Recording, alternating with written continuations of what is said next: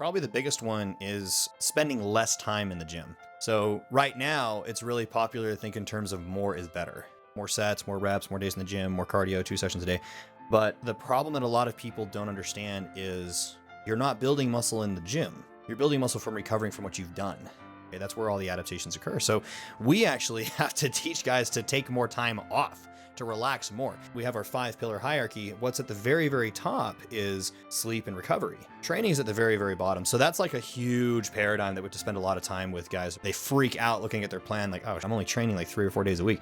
I've been training 6 days a week, 2.5 hours for years. So it's definitely a paradigm shift.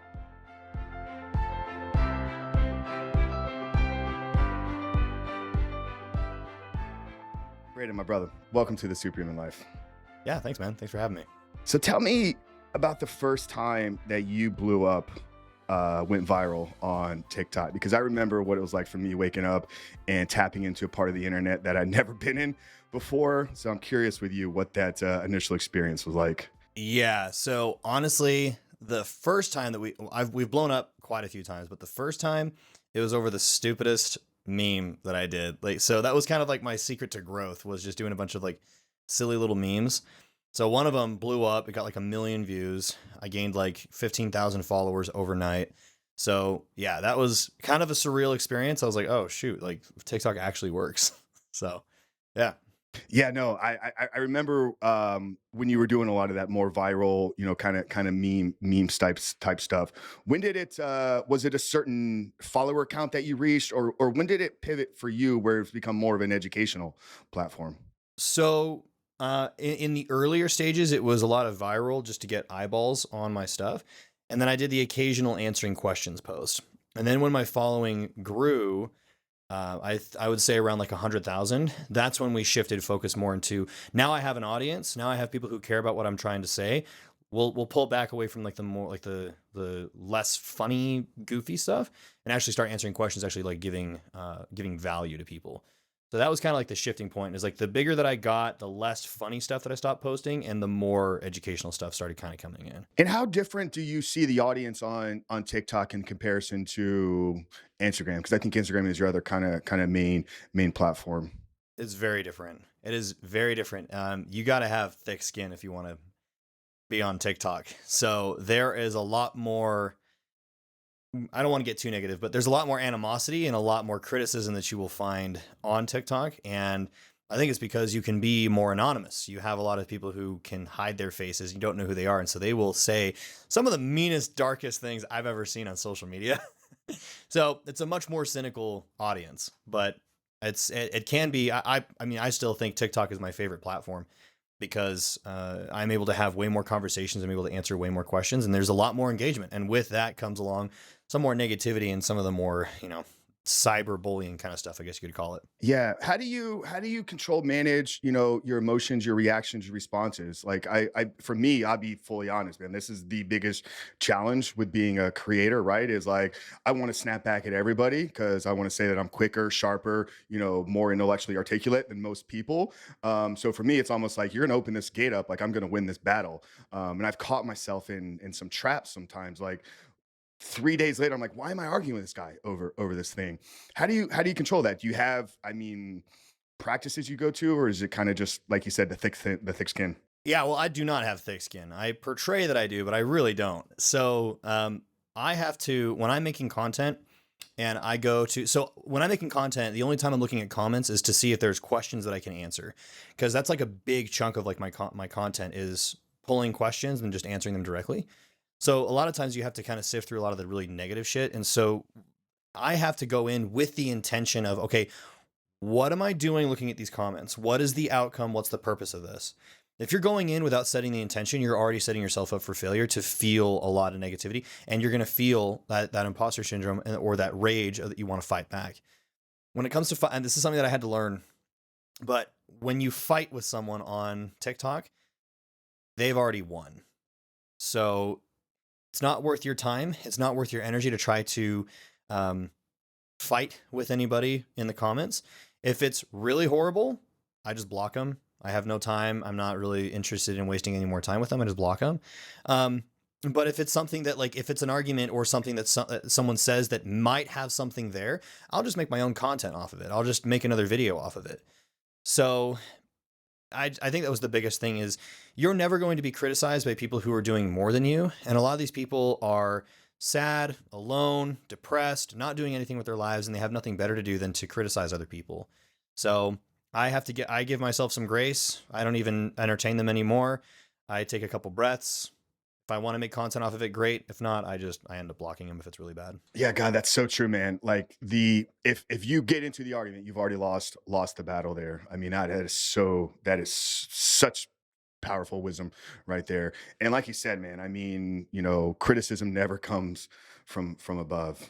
So absolutely love that. Talk to us about the handle and kind of your whole brain here. This was one of the things that's really for me I wanted to kind of dive into. I love how clear and precise your messaging is. It's look like you lift. It's not look like an athlete, train like an athlete. That's Jeff Cavalier, right? It's not look like a meathead bodybuilder. It's not look like anything else other than look like you lift. What's the origin story behind that? That's a good question. So my background was I was a competitive strongman, competitive powerlifter. And if you know anything about the strength sports, you got to get big. Like the big guys are the ones that win. So I ate my way all the way up to like 240 pounds. And it was a very unhealthy journey. Sure, I got strong, but you wouldn't have known that I was strong. If you just saw me on the streets, you would just thought that I was just like some overweight punk, right?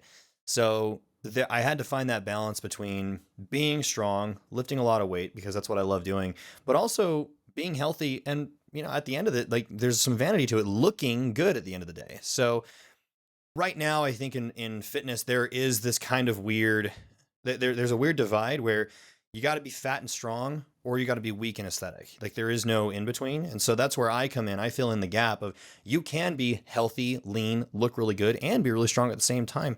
So that's kind of where that name came from is we want to look like we lift. We want to look good and lift a bunch of weight. So Yeah, no, that's great. I want to go a little bit deeper here with some of your story and some of your training background. You mentioned, powerlifting, 240 was at the peak. Braydon, how tall are you?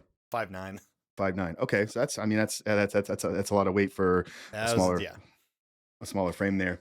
Um, you grew up on a farm, correct?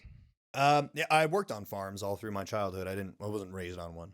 Okay. How did the upbringing, how did working on a farm play into your training? And then kind of walk us through, the initial like, did you get in the weights? Was it like a lot of us because we wanted to get chicks? Was it I need to be able to train and throw things around on the farm? Walk us through your kind of origin story with training. Yeah, so worked on farms all through my childhood, and I was the weakest and the smallest. Like that was the runt of all of the other farm hands.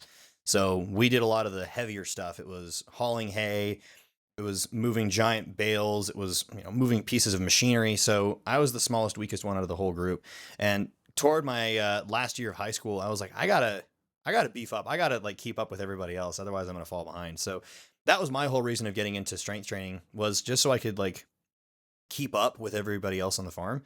And then it kind of grew into getting into powerlifting. Apparently, there's a sport where we can see who lifts the most weight, and that was really interesting to me. Around that same time that I got into powerlifting, I really enjoyed teaching other people how to do things. So I was a swim teacher as well. So I taught kids how to swim. I was teaching people how to snowboard, and so just anything that I was into, I got more of a high out of seeing other people achieve the same thing and like do better too. So I kind of just naturally came with it as I was getting to powerlifting, getting really strong with that.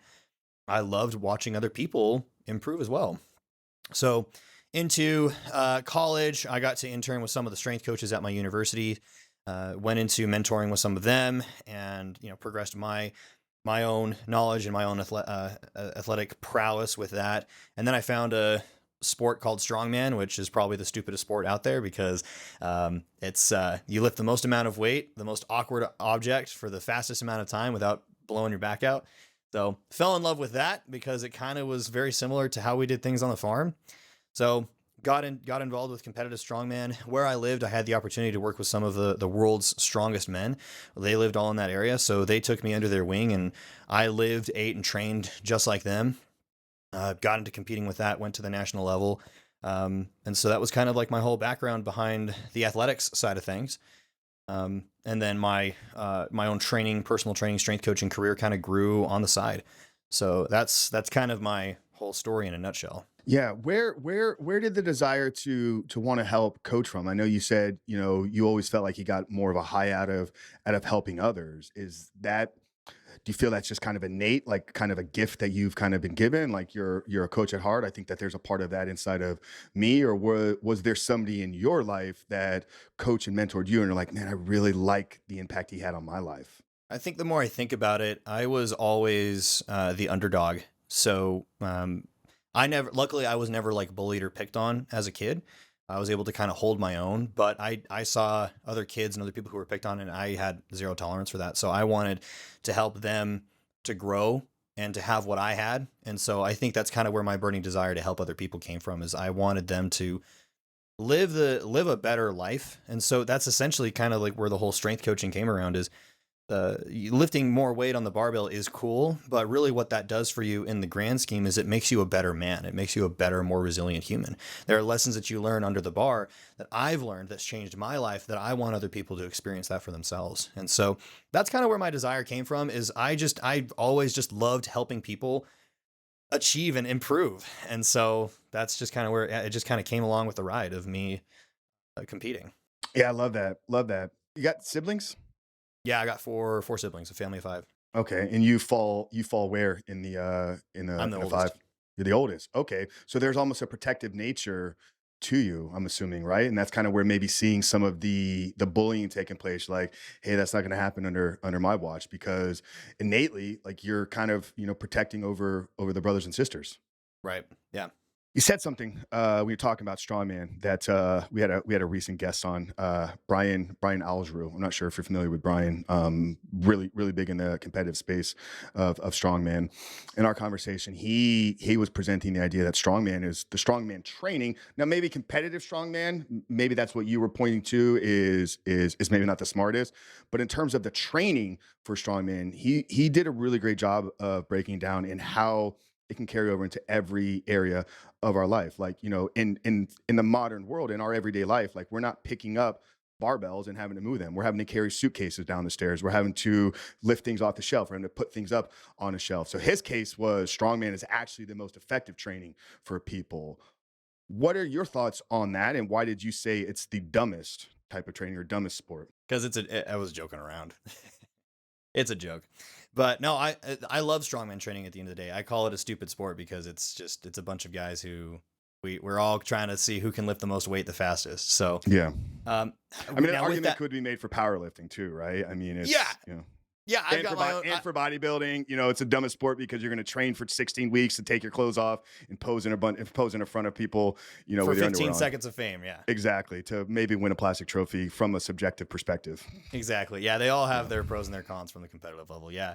But yeah, so he does make good points. And I actually I will disagree when it comes to strongman is and I don't want to take anything out of context or construct a straw man. He said it was the most effective way of training. I think transferable to everyday life, right? Is kind of the argument that he was making, right? Like where do most people get hurt? It's picking up, common things in the world, bending over for gardening, carrying groceries into the house, like just all these kind of transferable skills that we can use in everyday life. Where most times in life you're not presented with, there's a heavy bar in front of you, pick it up and then put it back down. Well, I think that that whole concept comes down to the law of specificity. And while I believe that the barbell training, so getting stronger with a barbell, is the most effective and is also transferable over to everyday life, the issue that I have with people who take a more functional training approach is the amount of energy and time that you're spending to specialize in a specific functional movement could be better spent doing something else. And we have to think of the economics of the individual. Where can you go to get access to logs, stones, axles? So it's not as accessible to the average person. Luckily I'm a 20-minute drive from a strongman gym, but that's me. That's not like everybody. Whereas I can go to any gym in the world as long as it's not purple and I can find a barbell. So getting stronger on the barbell does transfer over to everyday life. Now, if I had 400 pounds on a barbell and I get good at that, that will not transfer over to lifting a 400-pound stone. Absolutely. But I would argue, where in everyday life is the average person having to lift up 400-pound stones? Probably not everybody. They're probably having to lift their lawnmower into the back of their truck. That will have transferability from the barbell. So I can see what I see what he says. And again, what I hate doing is taking things out of context and making my own argument. But I would say that, like, barbell training has more carryover and is more readily accessible to the average person than strongman training. I'll take it even one step further. So from like a sports aspect, so when we were training for strongman, we focused on getting as strong as possible on the barbell, and then we used the implements of strongman sports as displays of the strength that we've accumulated. So there's also kind of a difference between the display of strength versus actually accumulating strength. And again, I think the barbell is a better tool to build your strength than trying to increase your strength on actual individual strongman implements. Yeah, you need that solid foundation, that baseline set of strength before you're going to be able to do anything functional with it. And I think that's kind of where you're coming in. I wasn't trying to put you in a hole here, argument against Brian, anything like that. I was like, hey, let's just kind of open it up here and kind of see some of your thoughts in and around it. Sure. And I'll even tell a quick story about this. So please, at the strongman gym that we were at, so me and the guys, we would train 3 times a week. Our training session was about 2.5 to 3 hours a day. And so the majority of our training was spent training a lot like a powerlifter. Monday and Wednesday was training like a powerlifter. It was squats, presses, pulls, deadlifts, some sleds. On Saturdays, it was still barbell stuff, but like the last hour, we would practice our technique on those implements. And then on the flip side, so that was me training with some of the world's strongest men. That was their training. And then we had guys who would come in, get their membership to the strongman gym, and they would just play around with the implements 3 or 4 times a week. And it was just the implements. And they always lost in competition. They didn't get stronger. So there's just a little anecdote for you. No, that's great. No, I think I'm in agreement with a lot of this. I don't subscribe to powerlifting or strongman or even really hypertrophy these days. For me, it's been a 20-year journey in the gym where I've dabbled in all these kind of different types of training. And for me, it's, I'm training for longevity. I'm training for health purposes these days. And it's like, I enjoy doing some of that stuff. So I'm gonna throw it in maybe on a Thursday. I'm gonna go, train with the buddies. We'll throw some balls around, or we'll carry some yokes. So for me, it's kind of just touching on all of this. You did compete in bodybuilding last year or a couple years ago, right? I did a show in August. I wouldn't say I compete actively in bodybuilding. I'm currently in a season of life where I do want to see how far I can take it. But yeah, I did my first show in August. And how was that experience? It was really cool. I actually had a great time. I think I would have had a worse time had I not had professionals and coaches helping me along the way. But because I had people who were in my corner helping me eliminate the guesswork, it was actually a great experience. Yeah, it was fun. Yeah. Let's go through your coaching here a little bit. I know you predominantly work with men, correct? Yes. Okay. Are these beginners? Are they intermediate, advanced? Like what stage of training is your typical client coming in at? The majority of people who are coming to me they have some experience in the gym.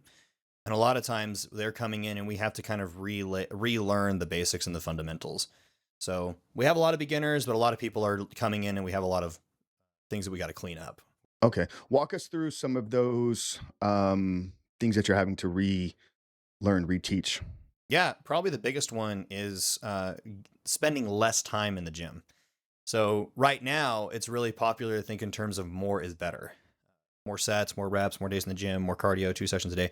But the problem that a lot of people don't understand is you're not building muscle in the gym. You're building muscle from recovering from what you've done. Okay, that's where all the adaptations occur. So we actually have to teach guys to take more time off, to relax more. In fact, we have our 5-pillar hierarchy. What's at the very, very top is sleep and recovery. Training is at the very, very bottom. So that's like a huge paradigm that we have to spend a lot of time with guys where they freak out looking at their plan like, oh shit, I'm only training like 3 or 4 days a week. I've been training 6 days a week for 2.5 hours for years. So it's definitely a paradigm shift.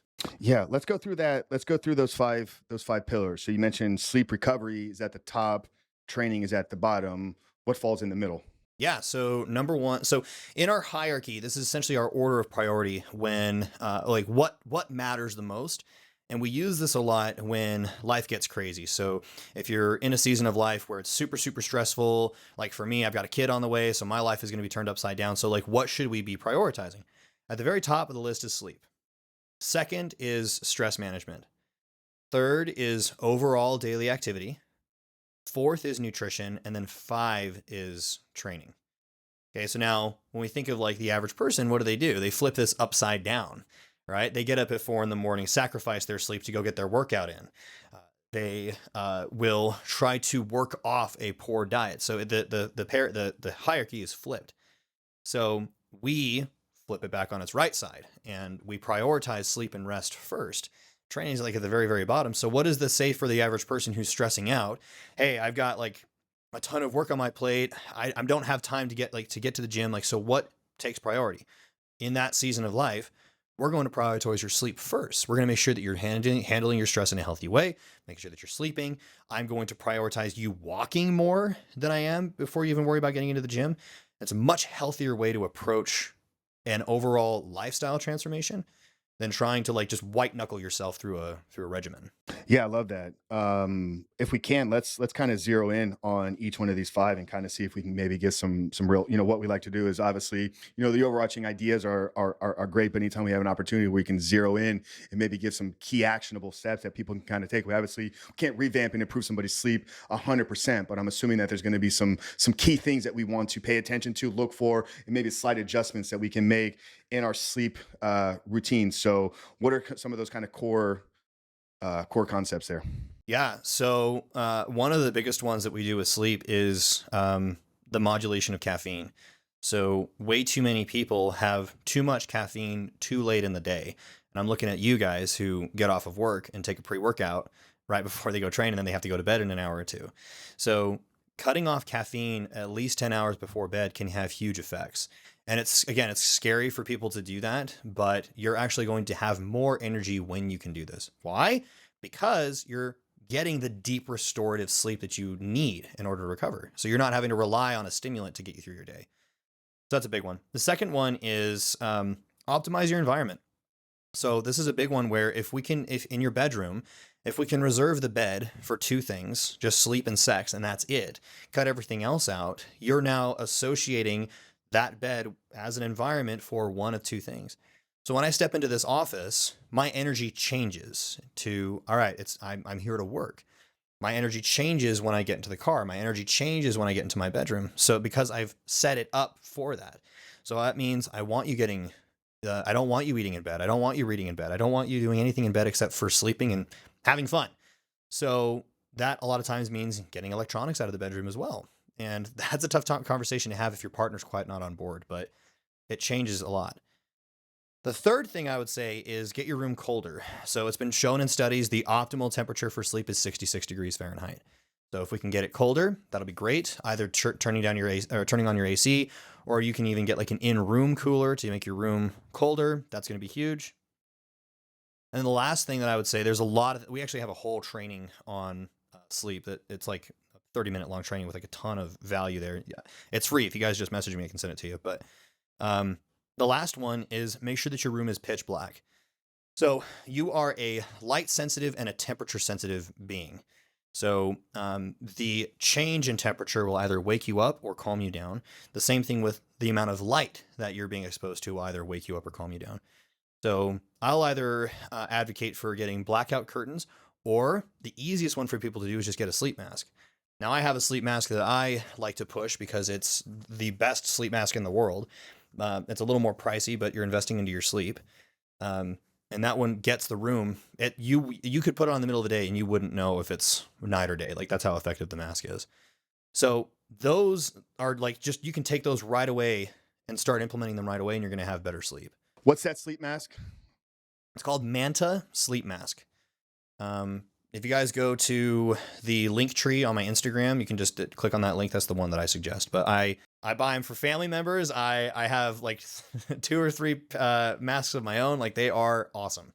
Yeah, no, guys, we'll get that link down there in the show notes. I'll take the step out of your hands that you don't need to go. Obviously, we are going to want you to follow Braydon for his work, but I'll make sure we get that link down there in the description box, show notes there below. Couple things, man, really jumped out at me. I mean, obviously, the audience is going to know where I kind of stand on devices within the bedroom. It's something I talk pretty extensively about. And for me, the removal of a TV almost 5 years ago from the bedroom changed my life. I was a chronic, ESPN Sports Center, literally just on the clock 24 hours a day. Like I'd wake up in the middle of the night, I'd be listening to the same damn highlights I was watching 4 hours before I went to bed. And it just dawned on me, is like, this is obviously waking me up, and it's got to be having an impact. The temperature one was new. I knew it needed to be cold. I thought 68 to 69 was kind of ideal. I'm going to crank it down here a little bit because that's where I've kind of been sleeping, and Yeah, see and what that does. the big thing too is it's not necessarily the temperature. What we're seeing, it's the change in so it's the contrast. Okay. So going from hot to cold is very effective for getting you to fall asleep. Have you ever noticed that when you get into cold sheets, you automatically start feeling sleepier? Yeah. It's the same kind of thing. So one other thing that I recommend guys do to get colder is take a hot shower. And what that does is it opens up the capillaries in the skin. So your body's trying to get rid of body heat. So essentially you turn into a radiator. So you get super hot, open up all the capillaries in the skin, hop into bed, cools you off very quickly. Yeah, no, that's great there. And then obviously the caffeine one makes a ton of sense. Now, somebody maybe needs some improved focus before training. Maybe they got a late night training session. Maybe they've had, long day at work. What supplements could they take? Maybe pre-workout for an afternoon, late evenings training session that wouldn't keep them up. So non-stimulant pre-workouts are totally fine. It's just the only stimulant that I'm concerned about is just caffeine, primarily because of the 6 hour half-life. If I take 200 milligrams at 6 p.m., I still have 100 milligrams in my bloodstream at midnight, and I still have 50 milligrams in my bloodstream at 6 a.m. So that's my biggest concern with it. So non-stims are fine, but truly, like if you get good rest and you really optimize your sleep and you take that seriously, you're going to get to your afternoon training session and you're going to be totally fine.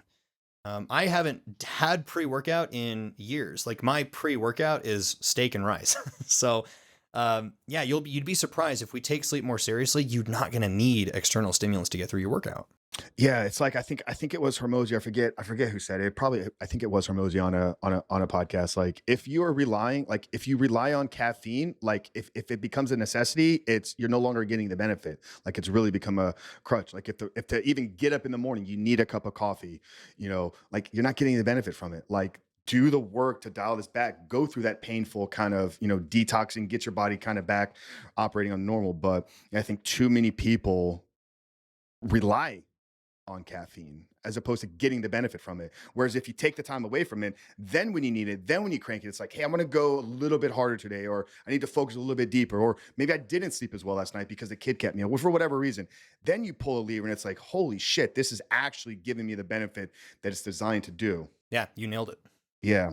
So that's sleep recovery here. Let's talk about stress because I'm sure that there's both some offensive and defensive strategies, right? Offensive being like, how do you set yourself up to be in a healthy state throughout the day so that when stress does come, you're able to then maybe process it a little bit better. But then obviously some real time defensive strategies there as well. Yeah, 100%. So stress management is probably one of the biggest modules that we cover because there is a lot that we can talk about. But I want to focus on probably the biggest thing that gives a lot of people their stress, and that's their work.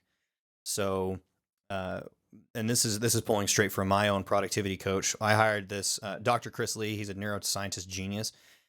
He spends a lot of time with Fortune 500 executives to get them to produce more, to work harder. And that comes down to managing stress and actually working less. So, so work with work, that's, you spend half of your life working. That's going to be it's going to be a huge contributor to your stress. How can we manage the stress from work in a healthier manner? The biggest one for a lot of people is setting healthy boundaries with your work. That comes down to letting your colleagues know when you can reach, when they can reach you and when they can't reach you. That's huge. So a lot of people wake up in the morning and what do? They check their emails. What fires do I need to put out today? That puts you into a reactive state. You're immediately setting yourself up for failure as soon as you get up. So if we can have windows where people can reach you and when people cannot reach you, that right there is going to be huge. People will respect you more. You will have less stress because you can actually disconnect.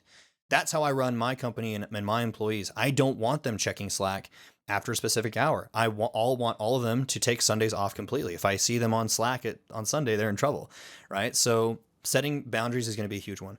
The next one is bring fun back into your life. And this was huge. So a lot of people go through their workday, and I want you to honestly ask yourself, when was the last time that I did something fun for myself? Not attached to work, like had no like outcome attached to it. I just did it for the hell of it, just did it for fun. And unfortunately, a lot of people say they haven't done anything fun in a long time. So bringing fun back into your life is a huge thing for managing your stress in a healthy way. What I do is every Sunday I hit the slopes, snowboarding. When the weather's nice, I go longboarding. My coach told me to go buy a Switch, so I play Switch. So I clock out and I go play Switch. That's the routine for switching from work to family, is having some fun. I play Switch in the middle of the day, right? So it's like bring fun back into your life, and that is there's science to prove that does huge things for stress management. So those are two big ones. Last one that I would say is meditation, breath work. For some people, meditating can be rather hard to get into it, especially if you're brand new to it. With me and my ADHD, meditation in the traditional sense of sitting down, not doing anything and breathing, actually just puts a megaphone to intrusive thoughts. So walking meditation is fantastic. So walking and counting your steps and breathing while you're walking, counting your steps, is a fantastic way to de-stress. There's a lot that we can cover with stress management, but like those are like the big ones that I would say. Yeah, no, that's great, man. I love that you talked about play, or having fun. It's a big part of the change of my life, when I realized, like, hey, we were put on this earth to play and have fun. I spent 2 hours at a softball field last night, church league softball, right? So it's not ultra competitive. Obviously, we're out there, we're trying to win, but it's really about the fellowshipping with the guys, and just bringing me back to kind of my youthful competitive sports, right? And I would add into that probably relationships, right? Prioritizing healthy relationships. I think that's something, the average kind of, high achiever kind of A-type guy. It's like, go, go, go, go, go. I'm going to work. I'm going to put myself in a hole for 12 hours a day and focus on scaling the business. And I'm going to detach myself from many deep, meaningful relationships. Then it gets 6 months. And I've experienced this with burnouts, right? It's like you experience this element of like, you almost don't enjoy doing anything because you've disconnected from other people. So I would add on to everything that Braydon said there, is focus on just like meaningful relationships. Bring that into the fun. Yeah, well, and you'd be surprised too. I noticed this even with my own work, that I was of the mindset, I'm just going to grind my ass off, and then when the business is on its feet, then I'll take time to relax and take time to build relationships. But that didn't happen. When I took more time to work less, focus on my relationship with my wife, and have more fun and do date nights, the business grew more. So yeah, we can do a whole podcast on business growth, but like taking time to play now is truly what's going to help make your life better and make you more productive. Yeah. Yeah. Everybody wants to feel busy, right? It's like God, it's the answer, man, that like despises me.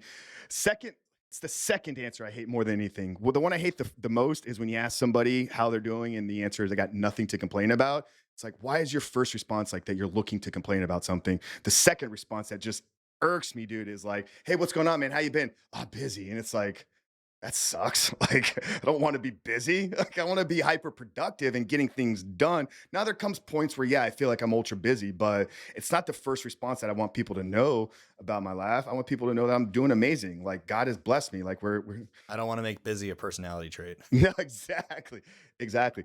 I've shared this a couple times. I think it was Napoleon. This guy conquered more than half the world. He was intentional. Obviously, this is a different time, but I think it's a great example of what you were talking about with staying off Slack on Sundays. When Napoleon was given a letter back, whatever it was, 500-600 years ago, he would purposely and intentionally sit it on his desk for 2 weeks because he knew one of two things was going to happen. Number one, if the problem was big enough that he ultimately needed to get involved in it, it would make its way to him, right? It's like if it's a 911 emergency, somebody's going to be able to get your attention, right? Secondly, if it's not that big of a problem, it's going to take care of itself.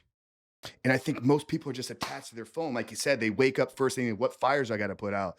If the fire was needed to put out, it would have woke you up in the middle of the night. I can almost guarantee that. I'm very intentional. You talked about environments, right? When I stepped into this office, there's no phone. Like, And people are like, Frank, I can't get a hold of you in the middle of the day. If you needed to get a hold of me, you would find a way. You'd message me on Slack, you'd message me somewhere where I would get it. But yeah, if you call me most times in the middle of the day, I'm not picking up because you probably don't have anything that's going to improve the productivity of what I'm focusing on. Now, 6, 7 o'clock when things shut down, yeah, I'm going to respond to messages. I'll get back to people. But that's been really productive for me. And I love that it's a major part of what guys get from you. They think they're coming in to look like you lift, but it's like, no, we're going to talk about all these more important things first. So Well, and if you think about it, like a lot of these guys that come to my program, they've done workout plans before. They've done the coaching before, and clearly it hasn't worked. It's not just about the sets, the reps, and the calories, because as if it was, you'd already be there by now. Clearly, there's something else that's missing here, and we've done our best to kind of identify what that is. yeah. So we address sleep, stress management, overall daily activity. Is this like neat? Is that kind of what you're focusing on there? That's exactly it. Yeah. So there's been several studies to show that frequent bouts of low intensity activity throughout the day is more beneficial for longevity and preventing common health problems. So what do a lot of people do? Dedicate a bout of cardio first thing in the morning, and then they're sedentary for the rest of the day. So what I encourage people to do is stay moving. Don't push yourself super hard, but just stay moving as much of the day as you can. You and I are both standing right now. We consider that ODA. Taking frequent walks throughout the day, that's ODA. And then on top of that, it goes again with the stress management, with playing and having fun. Find activities that are also keep you active and are fun. It's rollerblading, snowboarding, longboarding. Like those are all considered ODA. So we take that more seriously than just the training aspect. So yeah, that's kind of ODA in a nutshell. Yeah, no, that's fantastic. I tell a lot of, young men in their 20s, get a dog. Like, yeah, there's so much that you get out of it. Obviously, the need to get out there, daily walks, don't get a little, 4-pound chihuahua that's not going to need you to walk it. Get a dog, that's going to require some physical activity because that's going to require you to move. But there's other things that kind of come with that as well. The need of responsibility, the taking care of a living being. For a lot of the guys that we work with, it's like, yeah, that's kind of something you want to develop like in life is like, can you take care of yourself, and can you provide for something else? So I love that. It really ties into the daily walks, the OD, I think you called it. That's great. So I want to touch on your I guess your framework or your kind of philosophy on nutrition, because what I'm going to assume is you're not like one of these dogmatic, subscribe to a specific type of ideology within nutrition. So, what do you teach when it comes to nutrition? Yeah, this could be a big one. So so the compliance is the science, right? So the best diet that works is the one that you can actually realistically stick to. And that's a big problem that a lot of people face, where they hop on a specific diet. They can do it for like 3 months, absolutely. But as soon as you go back to normal life or your previous way of living, what happens? You gain the weight back, and then sometimes even more. So personally, I'm not so much concerned about how much weight you lose. I'm concerned about how long can you keep the weight off. Because I'm assuming you want to lose 30 or 40 pounds and you want to keep it off for the next 40 years. Okay, well, we're not going to do that if we use a specific starvation style diet and get the weight off, and then you just go back to normal life. You've already done that several times. Again, the people that I speak to, they've already done diets several times, and they're great at losing weight, but they suck at the weight maintenance. I had a call the other day, just a couple weeks ago, with a guy. He said he lost over 300 pounds. And I was like, wow, cool. And he said he lost the same 50 pounds 6 times. Oh my God. I was like, that's genius. So yeah, clearly that dude's a marketer though. That guy's got marketing, sales behind him, copywriting. Like that's a headline right there. Exactly right. Yeah. So clearly you don't have a weight loss problem, you have a weight maintenance problem. So Yeah. that's the approach that we take when we're building out nutrition plans is, okay, so my goal is to get this job done and never have you ever talk to me ever again. That's what we want. So the way that we do that is we get you to lose weight on as many calories as we possibly can. So a lot of times that starts with just having you eat at maintenance and establishing good general training and nutrition habits first. From there, we lose about 10% of total body weight. Then we take a break, another 10%, then we take a break. So it's these constant frequent breaks that we've seen that has been really helpful with not only maintaining total body weight loss, but also making this an all around less psychologically taxing experience. That's kind of like the general framework that we use. Yeah, I'm sure you've seen this, man, before. Like you get a client, you give them their first kind of nutritional plan, and it's like it's an increase in overall calories, and they look at you like, holy shit, you want me to eat more? But when you begin to check some of these other boxes, it's like the weight actually just begins to fall off. And like, dude, I'm eating more than I've ever eaten my entire life. Yeah, 100%. Because we're more focused on making sure that you're overall metabolically healthy instead of just trying to starve yourself to get the weight off. So Yeah. So for you, are the macros personalized? Like, is it kind of depending on where you are, how much weight needs to be lost, your lifestyle, other factors is going to, contribute to if you're a 40-30-30 or a 50-30-20, or how are you kind of, tracking some of that? yeah, so we take a couple different approaches. Right off the bat, we will put together a zero guesswork meal plan. We want you eating specific foods for the micronutrient density. We play like well, that's a big thing that we focus on is making sure that we're tackling all deficiencies right off the bat, nutritional deficiencies. So we have you eating a specific plan in a specific way, and then once you've been able to stick to that and prove to us that you can handle that, we start to give you more flexibility. So at that point, we really aren't tracking like we're not doing like macro splits. Really, once we kind of give the flexibility back to them and like the responsibility to them, we're really only having tracking two things: protein and calories. Because again, according to the data, it really doesn't matter how many proteins or how many carbs or fats you have, as long as the overall composition of calories is less than what you're expending. That's really all that matters. So this gives them a lot less stuff to track, and it makes it a lot less stressful, which again, at the end of the day, is way more easy to stick to. It's a lot easier to just say, all right, 200 grams of protein, 3,000 calories, go have fun. It's a lot easier for them to stick to that. Yeah, and then they feel like they have some freedom and flexibility within it, because as long as you're hitting the protein, it's like the other ones, eat the ones that you enjoy, eat the ones that you're gonna feel best. You may feel better on 200 grams of potatoes. I may feel better on 200 grams of white rice, and it's kind of this individualized case scenario there. Awesome, awesome. So we got 4 of the 5 here. Last one being training, proponent of obviously barbell type training. Walk us through that, and then kind of, I guess, full body, half body split. I know it's going to obviously be dependent upon where people at are in their training life. So training, we have to ask what is the intention of the training in the first place. So with our purposes, we have to ask what is the most effective style of training. Rather, what is the most important physical attribute that we can improve that will also bleed into the other physical attributes? And from what we've seen, it's focusing on strength. Getting you overall stronger. Strength is the only physical attribute that potentiates your ability to improve all other physical attributes. Okay, so point to CrossFit here. They listed out the 10 attributes of physical fitness: cardiorespiratory fitness, mobility, agility, power, hypertrophy. All 10 of these physical attributes, they all improve when I can make you stronger. Now, this is a one-way road. It's not a two-way road. So if I do hot yoga for an hour, that's not going to put 20 pounds on my squat. I can't go do a spinning class for 30 minutes and be able to lift my lawnmower into the back of my truck easier. But if I can get you stronger, your legs are stronger, you'll be able to push on your bike harder, making you a better biker. If I can get you stronger as a 60-year-old woman, you no longer need a walker to get off the toilet, right? So I'm not saying strength is the end all be all, but getting overall generally stronger improves our efforts in all other physical attributes. So that's a big, big proponent of how our training is structured. And then we go into using this question of what's the most important, how do we structure our programming? That's a whole different conversation of how we specifically pick our exercises and how we structure them accordingly. But we like using high frequency training, high frequency full body training. That works brilliantly for people who especially don't have the time or the want to sit in the gym 5 or 6 days a week. So we have them doing a full body split. We have them squatting, pressing, and deadlifting 3 or 4 times a day, 3 or 4 times a week, and it works really, really well. So we actually give our training program for free. It's all over my TikTok, it's all over Instagram, it's all over our Discord, and we just call it the sticky note plan because it's so simple. It fits on a sticky note, and people ride that. That was the development of over 10 years of doing this with thousands of different individuals face to face. And it works brilliantly for everyone. I think it's a great place for everybody to start. So that's kind of how we go about training.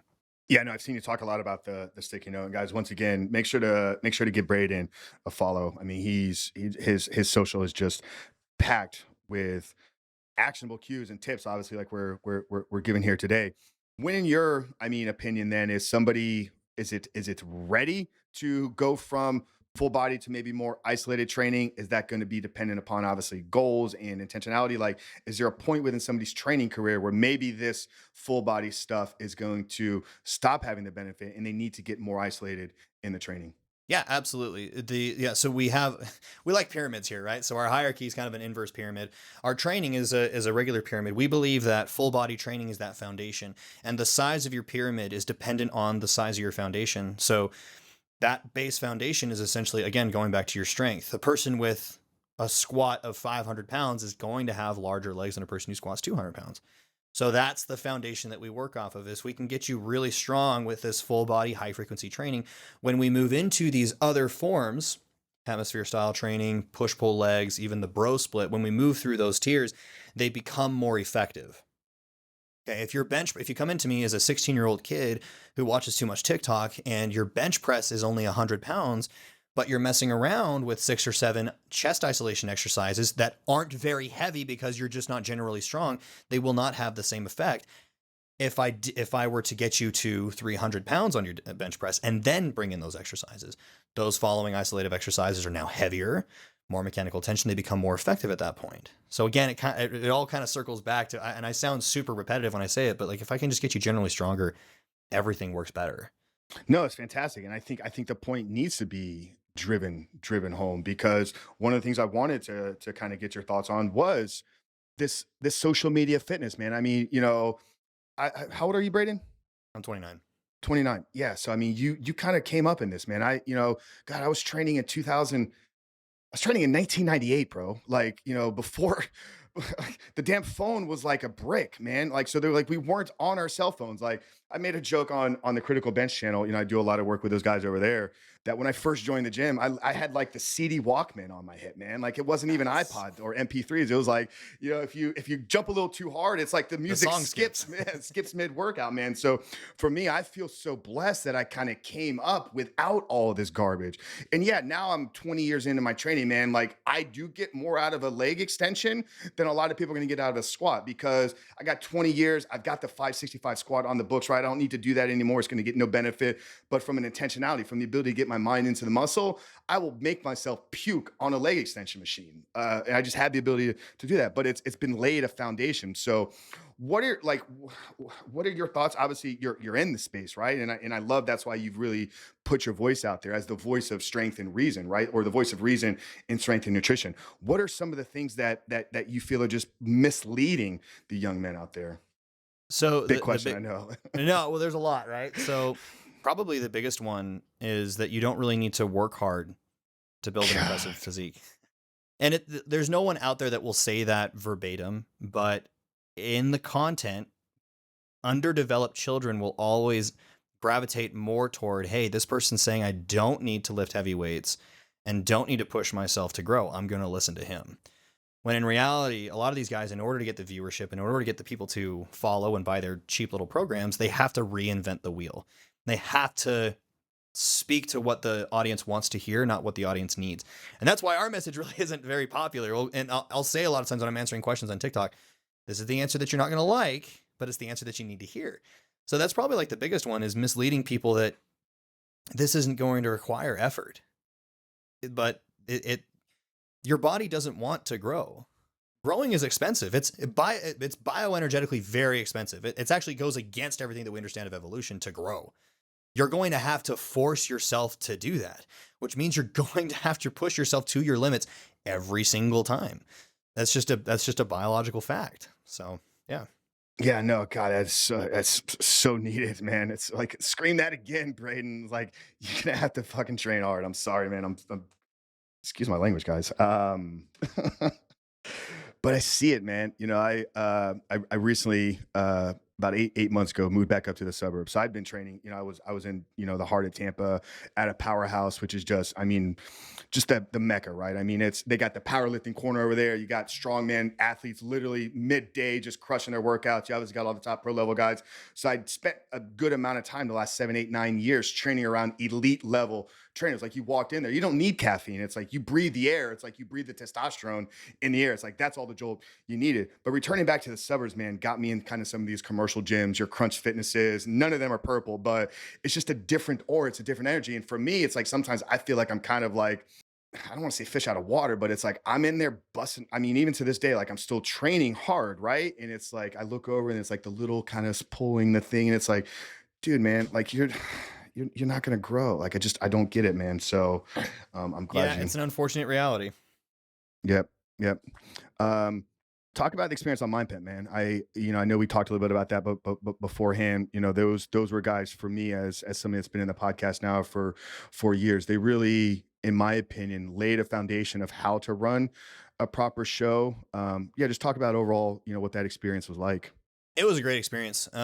They really, as soon as I like walked in, I was kind of nervous again because you're talking to like one of the world's biggest fitness podcasters, and just right off the bat, we hit it off. We were like, it was like I was talking to some old friends I haven't seen in years. We actually sat down, and before we even started the podcast, they just started talking to me, just asking questions. They started asking really good questions, and then Doug was like, "Hey, wait, hang on, I gotta hit record. You're asking good stuff." So it was a great experience. We went overtime because we just had such a great conversation, and then we went to lunch afterwards and came back, and then they had me film some YouTube videos for them. They posted one on the channel, had me put together like 6 or 7 YouTube videos for them, and we got to see how they run their production, which was really, really cool. With someone who's trying to get into more like high production stuff for social media, it was really cool to see how they run the show. But it was a great experience, man. It was awesome. That's awesome, man. Awesome. You mentioned kid on the way back at the beginning, man. What are you expecting there? What's that going to kind of, I don't want to say what that's going to look like for you. It's going to look like going to be a father. How are you preparing for that? And how is that going to change anything? I mean, in this kind of hierarchy, right? Like, Yeah. have you thought about any of that? Thought about it extensively. I'm a planner, so I've tried to plan as much as possible. But from what everybody says, don't plan too much because the kid has his own plans when he comes. So he'll be due here. I mean, really any day now. But we kind of have a good system in place where we have the nursery. We bought another bed to keep in the nursery, so one of us can sleep there with him throughout the night. So one of us can get a good night's rest instead of both of us suffering. But we're just kind of learning as we go along. I understand that training, eating, like where I'm going to listen to my own hierarchy once again. My training for the past 6 months has been training 6 days a week because that's what I need at this point. I get that because of the demand of a child and how much time is going to need to be working with him, that sleep is going to suffer, stress management is going to suffer. So that might look like pulling back on training a little bit and maybe pulling calories back up a little bit. So it'll be a real thing. I'm excited because I will first-handedly experience what clients go through when they have kids along the way. I'll be able to, relate right there with them of like how here's how we do it. So Yeah, and it's gonna, like you said, it's gonna make you a much better coach. And you know this from all the experience. I mean, the body is hyper adaptive, and sometimes we need these kind of scale back, pull back, push harder, do this, do that, and your body will respond accordingly to that. And you'll come out on the other side 3, 4, 5 years down the road to be like that time. Those early months with the baby actually set me up for what I'm doing here today. I truly believe that. So yeah, this has been great, man. Tell us where the guys can find you. Obviously, we talked about the social media, the TikTok, the Instagram, all these bits. So plug that. Obviously, your coaching. Is it open enrollment all the time? Is it something they need to get on a waiting list? Kind of walk us through that process there as well. Yeah, we have a cap on coaching at this point in recording. We keep cap on coaching because we understand coaching quality goes down with too many clients. So spots are closed for now, but we give so much free value. If you guys really want to take advantage of all the free stuff that we do, join our Discord. So we're like at 3,000 members. I go live in there once a week. It's I make the joke that my free shit is better than your paid trainer shit. So yeah, hit us on TikTok, Instagram, join the Discord, get as much knowledge as you can, and then when spots open, you'll know about it. So.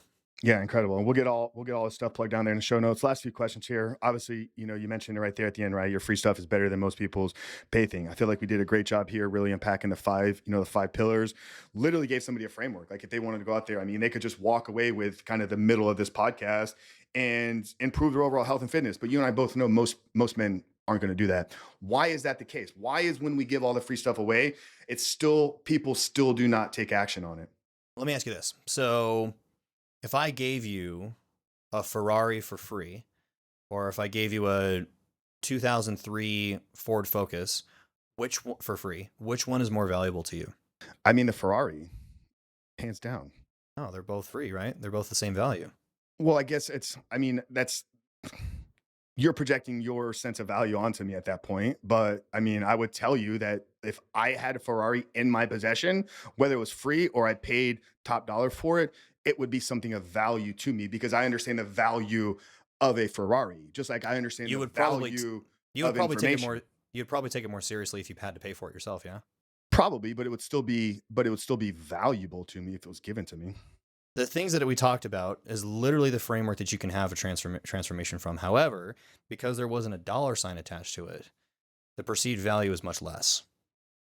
There, you can go out there and you can have a successful transformation just from the free stuff online. It's everywhere, but there's no investment. There's no skin in the game, so therefore there's no perceived value. When I was 16 years old, I bought my first car and I paid $500 for it. Okay, and I treated that thing like a baby. It was my prized possession. And then I had friends who their parents bought them cars, new cars, and they trashed it. They never took care of it. I think that there's something to be said that when you can invest into your health and invest into someone helping you along the way, you take it more seriously. For that whole reason, it's the whole reason why I still have coaches in my corner. I have a productivity coach. I have a training coach. Back when I was doing bodybuilding, I had a posing coach. So I have as many people in my corner that I invest into as much as I can because that's when I take it more seriously. So that's what I would say to that. Yeah. Is there an element of accountability in place there as well? Or do you think sometimes people put too much weight and value in accountability? Like, so I'm going to do this because so and so is going to hold me accountable. I think that plays a huge role. So when you keep yourself accountable, you break promises to yourself all the time. Unfortunately, you'd think you'd value yourself more and keep promises to yourself more, but we just don't do that. But if I have to keep myself accountable externally to someone I'm paying a lot of money for, all of a sudden I'm a lot more motivated to be honest and also to do the things that they've given me. No, love that. Love that so much. Guys, we're going to get all Braydon's info plugged down in the show notes. We're going to get the link to the mask. We need the link to his Discord as well. Make sure to follow him on TikTok, Instagram, everywhere. Last question here, Braydon. Title of the show is obviously called The Superhuman Life. For me, when I talk about or think about living a superhuman life, it's really a belief system. It's how I try to show up in the world every single day. And it's coming from a place as a man of faith. I do believe that we are put on this earth for a purpose. So there's a calling on each and every one of our lives. You know, yours is probably somewhere in the realm of leading, coaching, and inspiring others to live an optimized, healthier, fit life. But knowing that there's a purpose on our life, for me, I don't think is enough. I think too many people stop there. Yeah, there's a purpose on my life. What are you intentionally doing, right, to manifest and bring that purpose to the world in service of other people? So that's how I try kind of define living a superhuman life. But as I end every conversation, I love to get the guest take. So Braydon Barrett, Mr. Look Like You Lift, how would you define living a superhuman life? Leaving the world better than you found it. However you do that however you find necessary, but leaving this better than what you found it. I think right now we think too much of ourselves. And if we look in history, any time that a society start thinking about themselves versus thinking about prosperity, it suffered.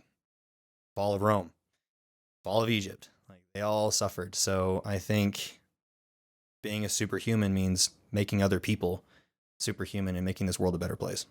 Amen. Love that, guys. Guys, once again, thank you, Braydon. It's been an absolute honor. Guys, follow Braydon, check out his stuff. If you got value out of these shows here, once again, we ask every single week, take a moment, leave us a 5-star rating, written review. But more importantly, maybe there's someone in your life that is kind of struggling with getting their health and fitness under the way, and they need to understand this hierarchy of these 5 pillars that we talked about here today. Do us a favor and do them the blessing by sharing this conversation with them. But Frank Rich here. We love you guys. Braydon Barrett. See you next week.